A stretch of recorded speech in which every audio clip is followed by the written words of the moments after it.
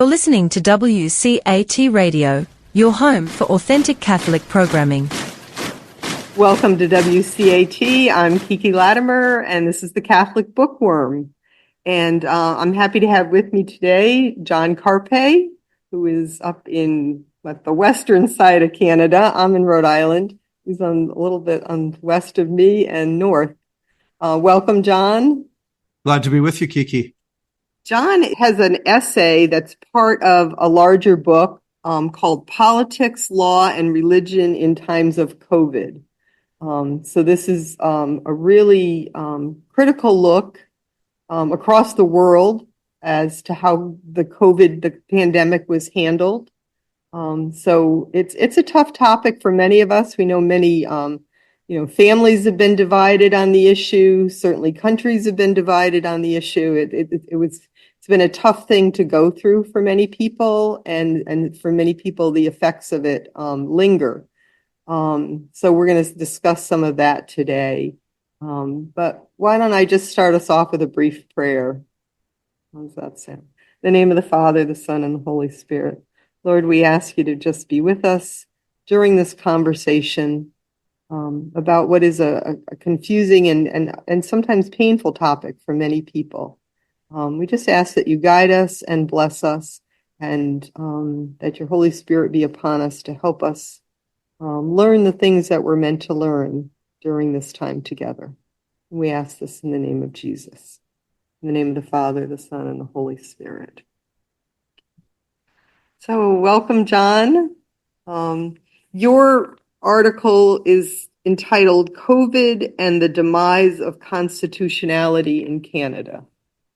So a strong title to start us right off. Can you tell us a little bit about yourself, who you are, where you are? So I grew up in the province of British Columbia on the West Coast, and I studied political science at Laval University in Quebec City, which is a French language university. French was the language of instruction, so I became fluent in French. I forced myself to become fluent in French by taking my political science degree at a French university where courses were taught in French. And a few years later, I went to law school in Calgary, Alberta, just north of Montana, and was called to the bar in 1999. And in the past 25 years, majority of my practice has been in the area of constitutional law, defending the rights and freedoms that are enshrined in the Canadian Charter of Rights and Freedoms. And I run a nonprofit called the Justice Center for Constitutional Freedoms. We have a team of lawyers across Canada that are defending freedom of religion, freedom of conscience, freedom of expression, association, peaceful assembly. And we grew, we tripled in size after the governments across Canada imposed lockdowns in March of 2020.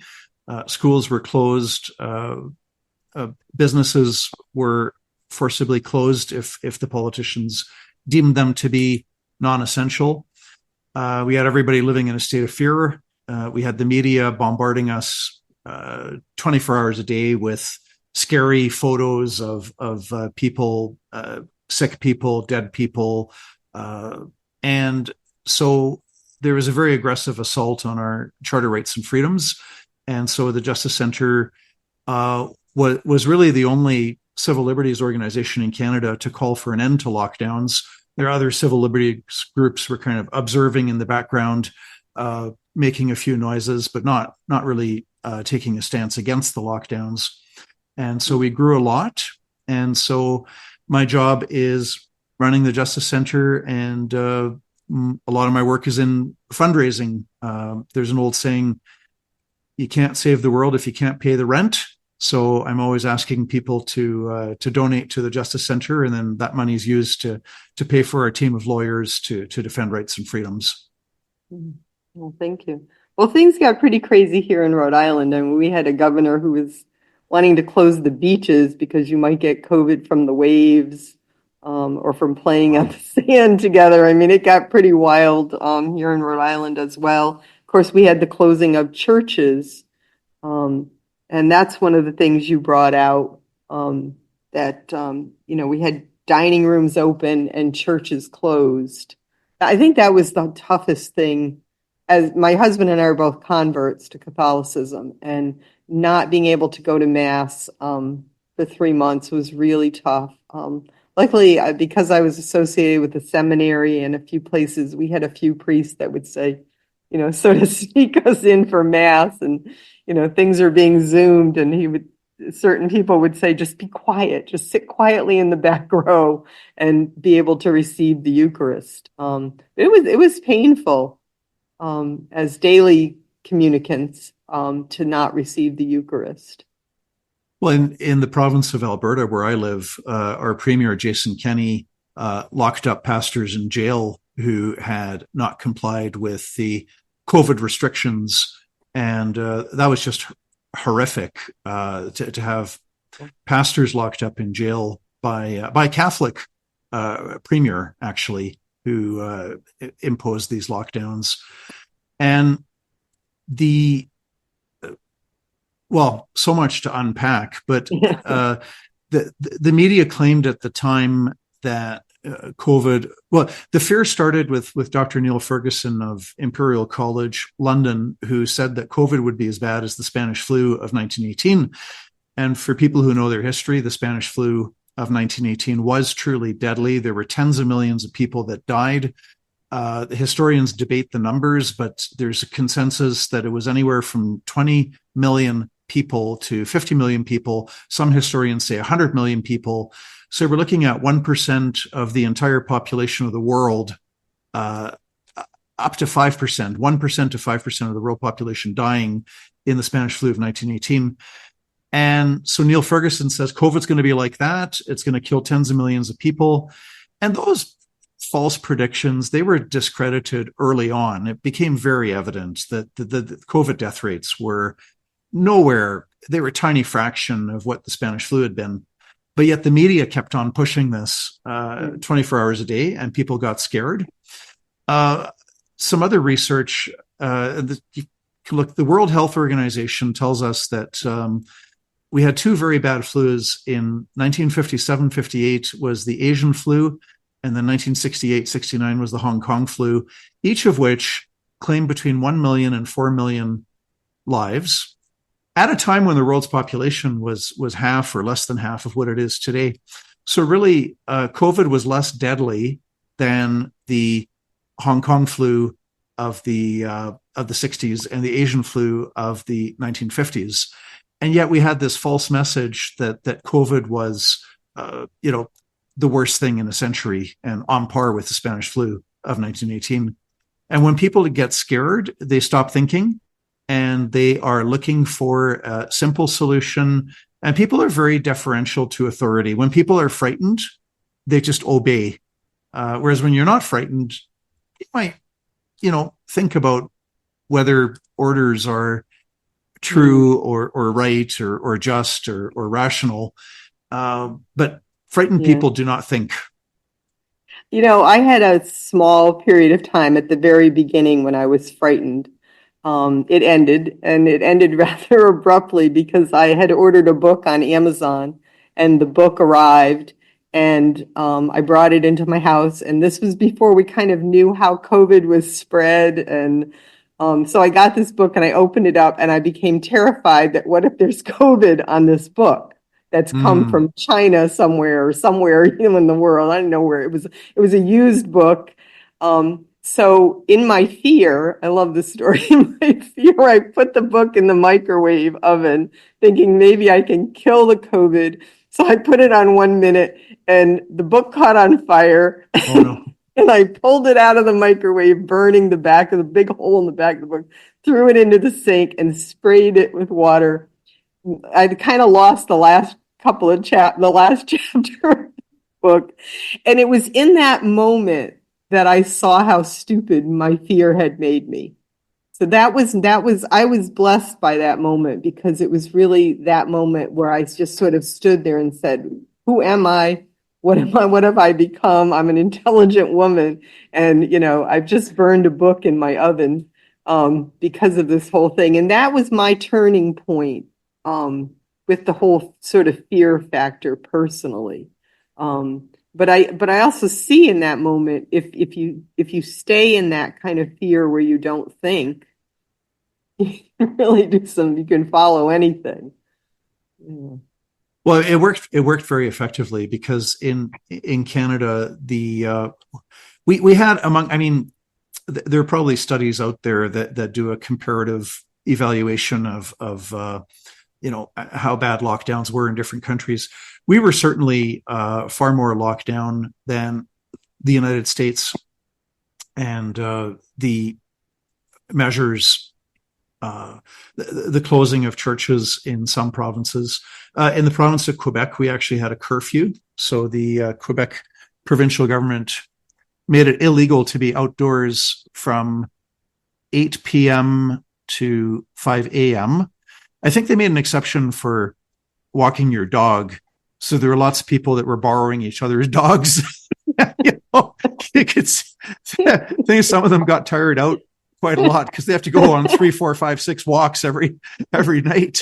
So you could take your dog out for a walk, but beyond that, it was just, and the government's at the news conference in Quebec, where the chief medical officer of the province announced the curfew, he admitted that they were not really sure if this would help to flatten the curve, and yet it moved ahead. It was like a moving train.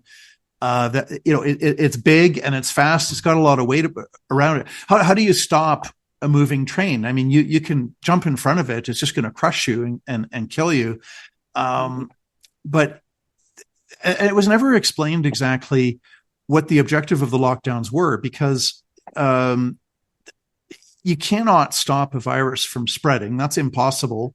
You can probably slow down the speed at which it spreads, but then it spreads everywhere anyways. And so it's never been explained to me, how were lives saved if the lockdown slowed down the spread, but if eventually the COVID reached everywhere where people live, every city, every town, every village, every hamlet, if the COVID went everywhere and everybody got in contact with COVID, then how did the lockdown save any lives if the COVID eventually reached everybody? Right. That's never been explained. So many things were strange. I mean, I had a friend who died in a hospital, not from COVID, from liver disease. And she died inside, her husband out in the parking lot in the car, weeping. And I often thought, like, well, why didn't they just bring her out? Like, why didn't they they wouldn't let him in, but why couldn't they bring her out to the parking lot? She was dying anyway. They just wheel her out to her husband on the gurney, on the hospital bed that has wheels. But instead she died alone, and he just sat in the car outside in the parking lot. Cruel. I mean, so things cruel. were just so arbitrary. One of the things that you mentioned in your article is that the churches, you could worship when they finally sort of let things open up a little. You could worship with 15 people, but if there was a funeral, you could only have 10 people plus the dead person, I guess. So you could have 5 less people if someone was dead. And then if you went outside, you could only have 5 of you gather. Yeah, So, I mean, it was just insanity.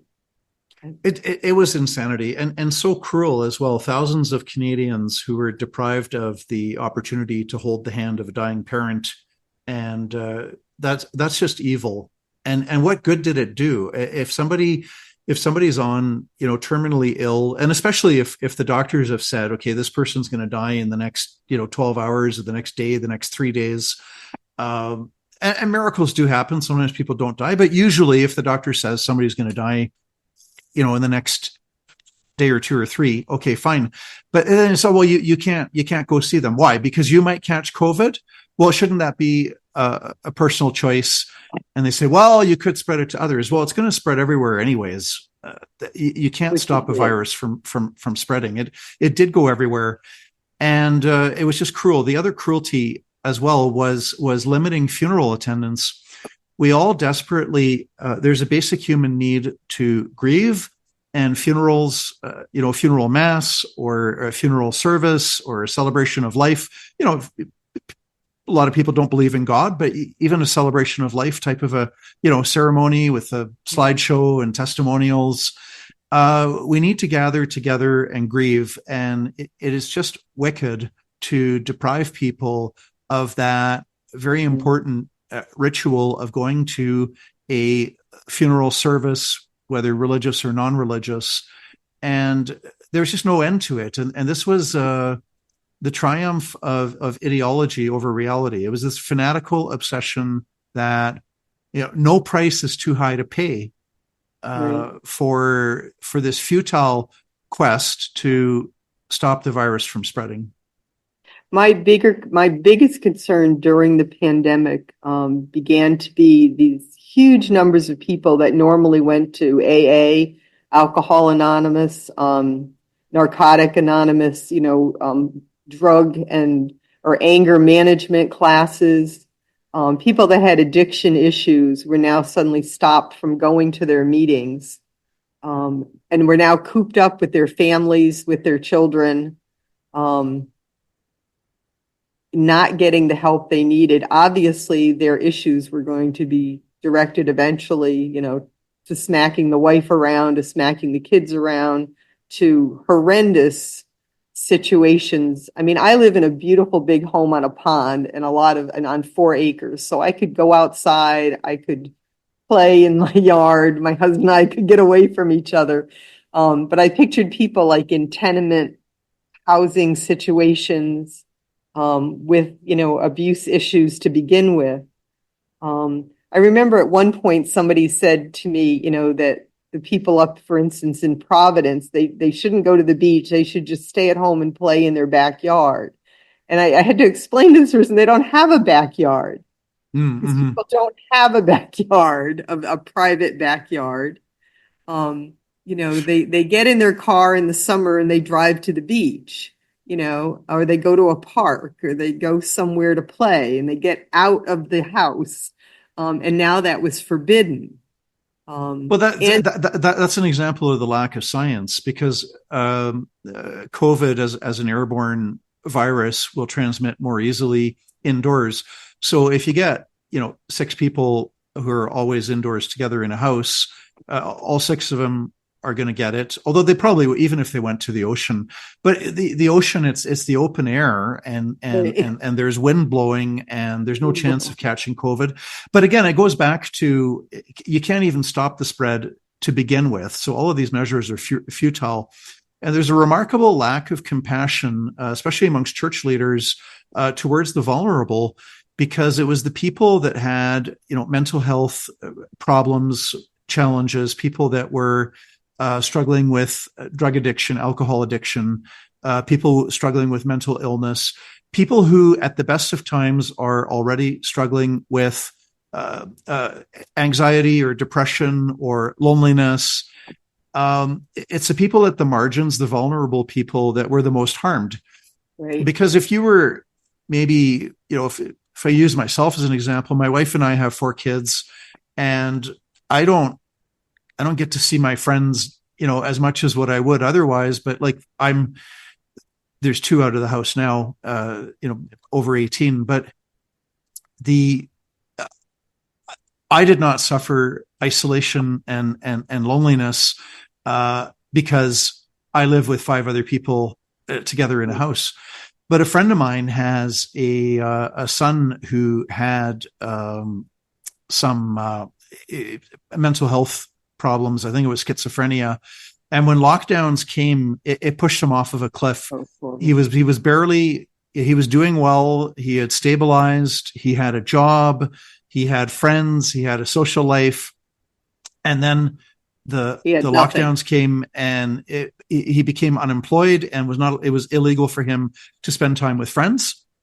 And he went downhill, ended up on the streets, and it was just horrific. And the lack of compassion of church leaders for people like that young man, they just turned a blind eye to the lockdown harms, And it was like, yeah, well, it's inconvenient because you can't get a haircut. It's like, no, it's catastrophic suffering that is being inflicted on people. And I mean, the elderly in nursing homes and in assisted livings. I was taking care of an elderly 80-year-old woman when COVID hit. She was blind, mentally ill, very little family members. I was her person. I was her caregiver and her person. And I couldn't, first of all, she was locked in her room for 3 months. I couldn't go in at all. oh no. Just stuck, a blind person stuck in her room, calling me 30, 40 times a day on the phone, like terrified. Can't figure out what she's eating because no one can tell her because her food is dropped off at her door outside of her assisted living. I got the first two vaccines under duress because I couldn't get in to visit her and care for her. That's very kind of you to make that sacrifice. If I had been of childbearing age, I would not have made that sacrifice, even for her. But I wasn't. But she declined so much during that. She was just isolated, all alone, and so was everyone else. There were like 200 people, and that was just one facility. All these elderly people were isolated completely in their rooms. There was no communal dining. There was nothing. Somebody came in and bathed them once a week, and that was it. And the decline of just this one person, Carolyn, was unbelievable during that time. And she never really recovered from it, even once I was back in there. It was just too much mentally. She had mental issues to begin with, and it was just too much.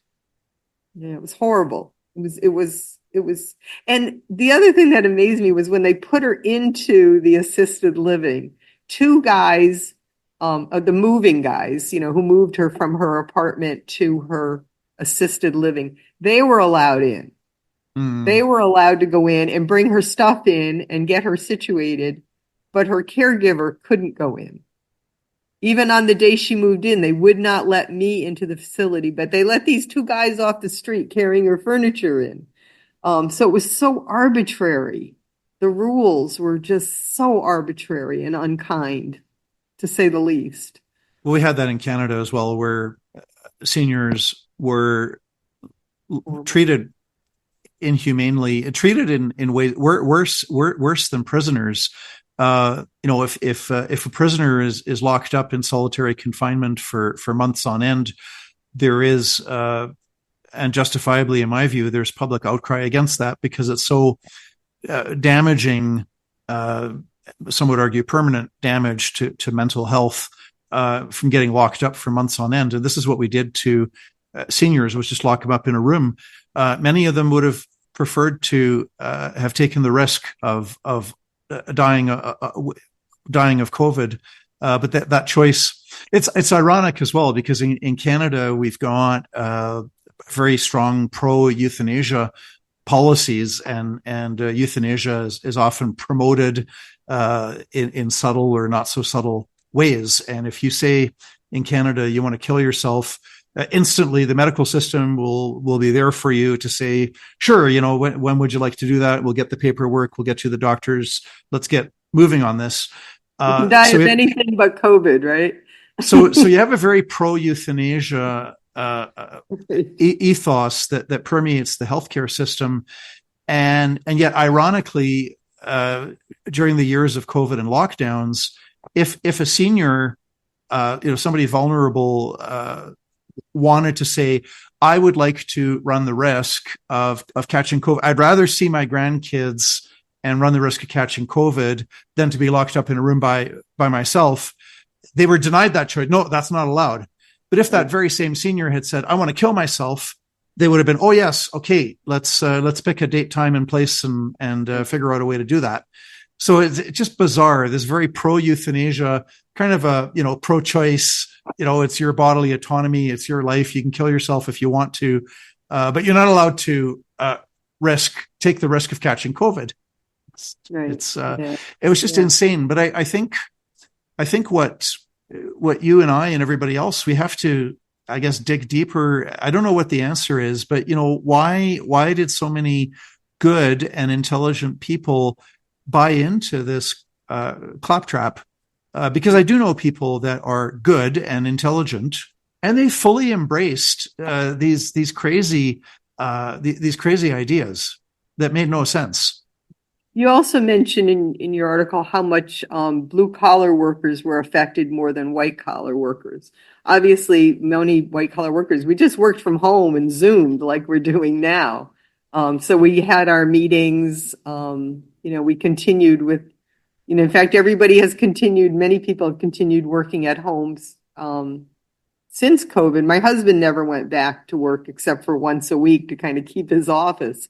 He just worked from home and nothing changed. Nothing changed financially for us. He was just home a little bit more. But we just kind of worked it out because we both had computers and we just did this, But other people were really, with their restaurants closed down and their bakeries closed down and different things, everything closed down. There was a lot of hardship.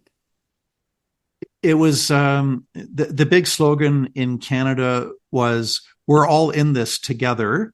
Is that something that was in Rhode Island as well in the United States? We're all in this together, and that was simply not true. Because if you were in the public sector, if your salary was funded directly or indirectly by taxpayers, so if you were a teacher, a social worker, government employee, whether federal or provincial, state level or municipal level, city level, government employees, social workers, teachers, doctors, nurses, healthcare workers, all of these people kept on collecting their paycheck.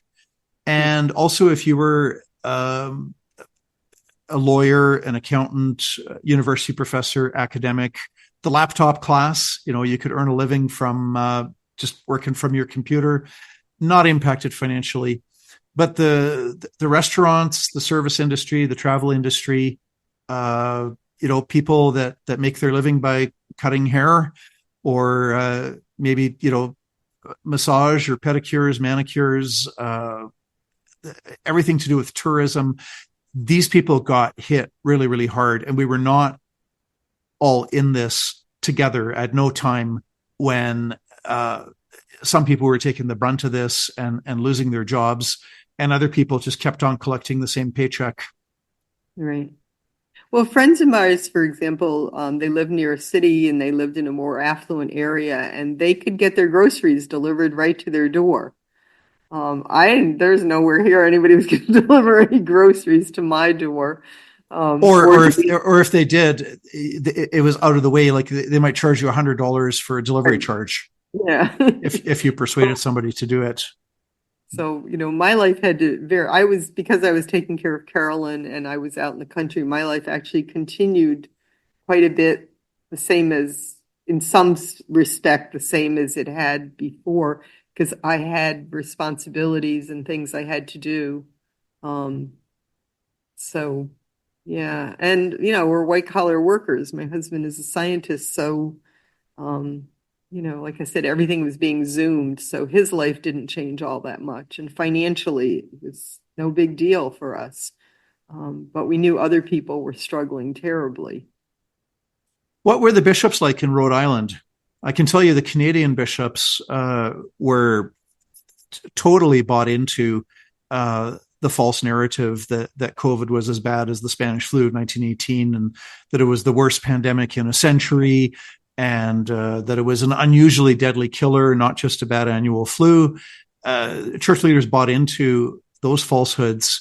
And in my province of Alberta, where I live, the chief medical officer of the province decreed that church attendance was limited to 15 people only, which also, totally unscientific, that regardless of the size of the church. So we've got a big cathedral downtown and, even the big cathedral, you can only have 15 people there. But the bishops went further and they shut down the masses entirely. And so even though the government said you can have a mass with 15 people, which you got a big city like Calgary, you've got about 25, 30 Catholic churches in Calgary. And so you could have, if you had 3 masses a day in 30 churches, You're looking at hundreds of masses every week that you could have with 15 people in each mass.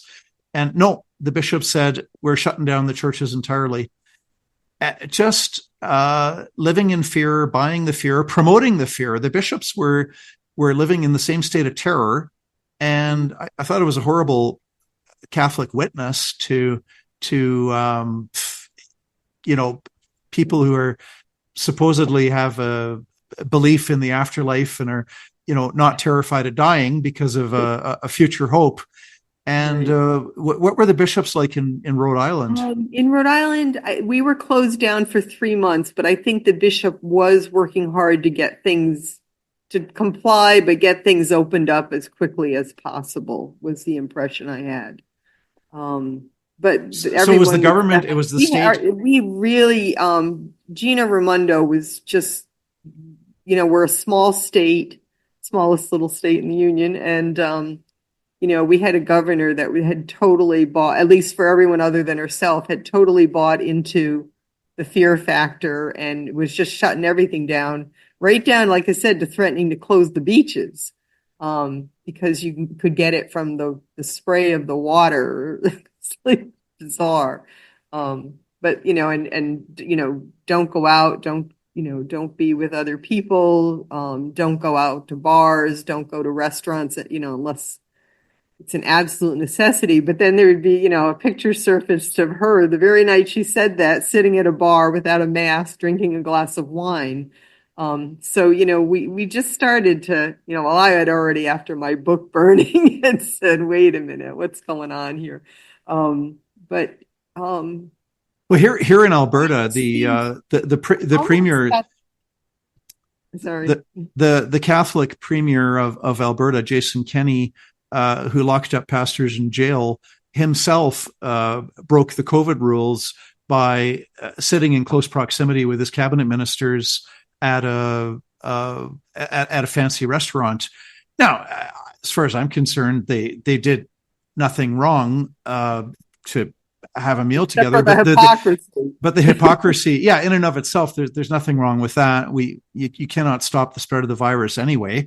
But the hypocrisy that he's breaking these rules, and one of the pastors spent 35 days in jail for not complying with these lockdown measures that this Premier Jason Kenney imposed on Alberta. We had several priests who finally sort of let us sneak into masses here and there. So we felt very blessed, because it was, as daily communicants, it was really just tough to go without the Eucharist for months and be watching Mass on TV. But we did our best with it. Yeah. But just a lot of sad situations of weddings canceled and funerals canceled.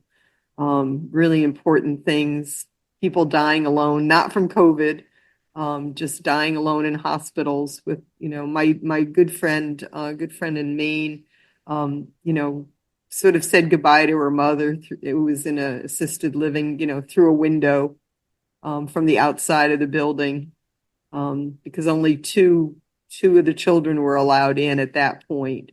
So she wasn't, just insane things, just really, really strange situations. Well, I think it was evil. I mean, it started out, it was evil. It started out crazy, but you could say, it's crazy, it's silly, it's insane, it's stupid. Okay, fine. But then when people persisted in applying these policies and promoting these policies and supporting these policies for months and then eventually years on end, I think it stopped being silly, crazy, stupid. It turned into evil, because when you have obviously irrational rules, they're not grounded in truth. A law is, in the Catechism of the Catholic Church, a law is an instrument of reason, and a law necessarily has to be grounded in facts, in reality, in truth. So, as an extreme example, if you've got a false theory that one race is superior to another race, if that's your foundational starting point, you're going to have an unjust law when the truth is that we are all created in God's image, right? What that makes a racist law an unjust law. And so here we have a situation where COVID is it's less deadly than the Asian flu of the 50s and the Hong Kong flu of the 60s. It's less deadly. It's not killing tens of millions of people, as was, falsely predicted by Neil Ferguson. So you've got the truth that yes, it's a bad virus, and it's a threat to people who are elderly and already sick with one or two or three serious conditions. That's reality. That's the truth. And you have laws that are not grounded in reality. They're not grounded in truth. They're grounded in this false hysteria of COVID being something like the Spanish flu of 1918, or something on par with the bubonic plague or whatever. And so a law based on a lie is an unjust law, and it should not be obeyed. It should not be complied with. And yet, in this age where we have more access to information than any other age, I mean, just, if you have a smartphone, we have more access to false information, Well, we have more access to true and false together. We have right. more access to information than any other generation in history, where, even if you could go to the public library, you wouldn't get as much info in a public library as what you can now get on your smartphone. But it seems we have less ability, access to ways in which to discern truth from lies, because they're all jumbled up more together than they used to be. It seems to me. The need for wisdom never goes away. I think that's a condition of society and the nature of mankind. We always need to seek humility. We always need to seek wisdom. I think that's a constant, because in every era, you will have misinformation and disinformation and false information. I think at every age, we need humility and wisdom to try to discern truth from falsehood. Yes. In your article, towards the end, you talk about 4 tests that are important when we're even considering lockdown policies. Do you want to talk about those 4? The first, would that be a reference to what's the first? I wonder if this is a reference to the Oakes test. It has to be a risk to all. The goal of saving lives effectively, limiting freedoms as little as possible, and of course, the most important is to cause more good than harm. Yeah, so that's a test that's a big one. Yeah, absolutely. That's a test laid down by the Supreme Court of Canada in a court ruling called R versus Oakes. And so the Supreme Court of Canada said that governments can, in certain situations, for certain reasons, governments can pass laws that violate one or more of our freedoms of conscience, religion, expression, association, peaceful assembly, etc. But they have to meet this four-part test, which is, firstly, it has to be a very serious and important objective that is sought after.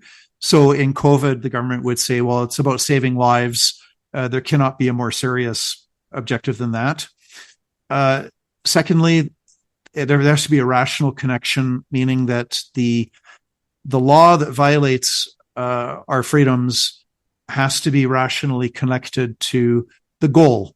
So as an extreme example, if the government said everybody has to wear a yellow t-shirt on Wednesday in order to stop the spread of the virus, well, that would be irrational. It would be a lack of rational connection. If the government said we cannot be crowded together in the same place at the same time, you could make the case that there's a rational connection between that and saving lives. Although ultimately, since you can't stop the spread of the virus, it's basically a waste of time in any event. But the other one is that if a law is going to violate freedoms, it has to do so as little as possible. So aim to achieve the objective, but violate the freedoms as little as possible. And then the fourth one, the government has to show with cogent and persuasive evidence that the freedom violating law is actually bringing about more good than harm. And it's on this last point where governments really fell short. They didn't even bother to measure what the lockdown harms were. They did not. They didn't make a list of lockdown harms, which you could, you could quite easily do that. You could look at harms to mental health in adults, harms to mental health in children, rates of alcoholism, rates of suicide, rates of drug overdoses, unemployment. You could actually make a list of lockdown harms and then measure each one. And governments with their billions of tax dollars have more than enough resources to do so. And yet in Canada, there's not a single government that actually made a list of lockdown harms and then made the effort to track down what they were. I mean, you mentioned just in your article that opioid deaths alone went from 8 per day to 21. I mean, that's huge. And that's just that one category. And like I said, what I saw in just one assisted living with elderly people, just going batty alone for months and months and months. It just didn't end. It was horrible. It was horrible. And I think that too is evil when government authorities and church leaders refuse to do a cost benefit analysis, which we all do in our lives. When you're making a purchase, something costs $100 and you think about, is it worth $100? Do I really need it? Am I going to use it? Whatever, you do a cost benefit analysis, or you do this on a daily basis in your own life. You look, sorry? You at least try. You at least try. You try to evaluate the costs and the benefits of a particular decision. And for governments to not do this and not actually take a look at the lockdown harms, that is evil. And when church leaders run along with this and also engage in this, we know lockdowns are causing some hurt, However, we already know that COVID is this unusually deadly killer. And they made this predetermined conclusion that, no matter how much harm and suffering lockdowns inflicted, it was all worth it. And that's a conclusion they arrived at, which I think it's a failure to use their God-given brains to really think about it. And that too is evil, to not use your head. You also mentioned that it was often unelected officials that were making the rules. So it wasn't even people that we had elected to represent us that were making the rules. That was the case in Canada as well. You had these violations of our charter freedoms were not debated in the federal parliament in Ottawa. They were not debated in the legislative assembly of each province. They were enacted by a chief medical officer that would just promulgate law by way of daily news conferences and make all these changes. What do you see going forward for this not to happen again? Or is it just, sort of a field day for the next thing that comes along? Or have we learned from it? Whether we've learned from this or not will be seen when there's the next wave of assaults taking place against our fundamental God-given rights and freedoms. And the next wave of assaults, I don't know if that will come because they're going to say we have to give up our rights and freedoms to save the planet from a climate holocaust, or we have to give up our rights and freedoms in the name of equity, diversity, inclusion, or we have to give up our rights and freedoms in the name of a virus, or we have to give up our rights and freedoms in the name of stopping terrorism. There's always a pretext that's offered. And we look at what happened in China, giving up your reproductive rights and freedoms to have children because of overpopulation, and the disaster that's come from that. Yeah. They're seeing now. I think we have to. There's a book by Rod Dreher, and this will be my final comment because I have another commitment I have to run off to.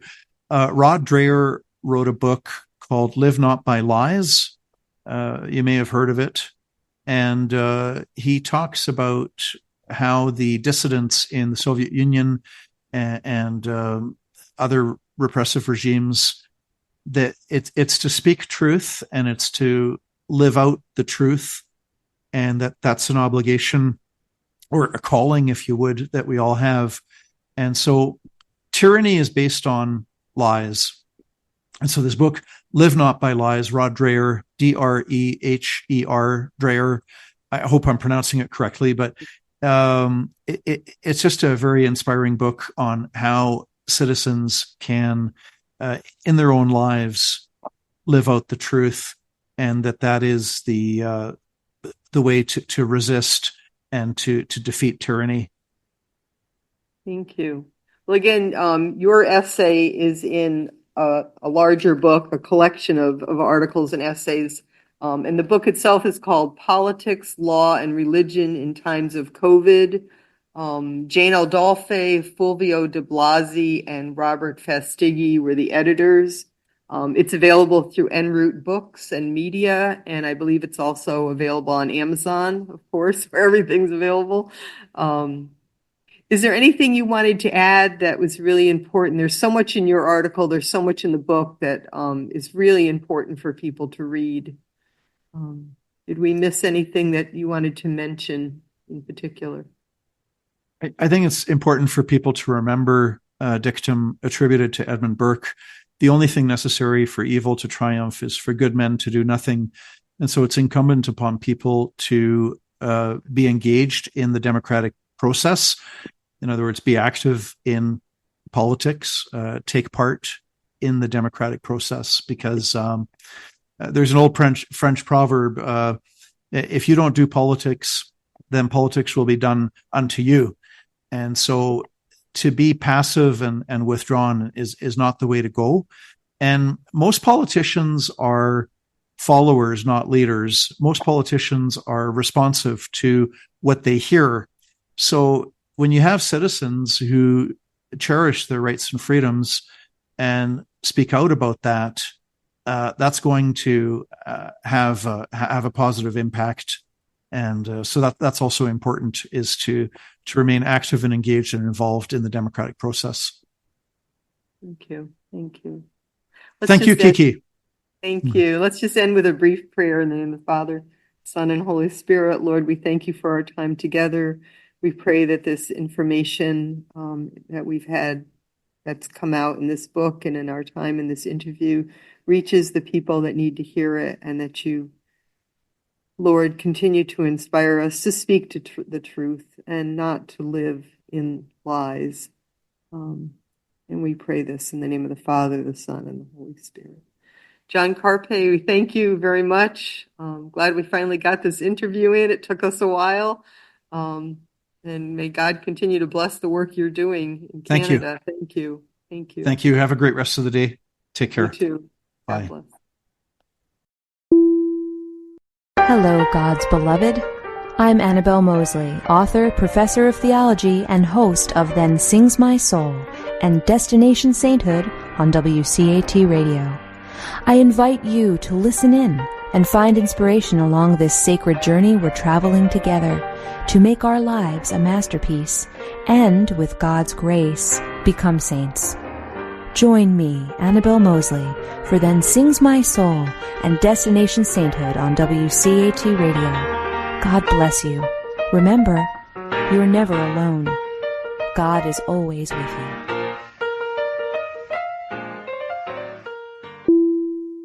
Thank you for listening to a production of WCAT Radio. Please join us in our mission of evangelization. And don't forget, love lifts up when knowledge takes flight.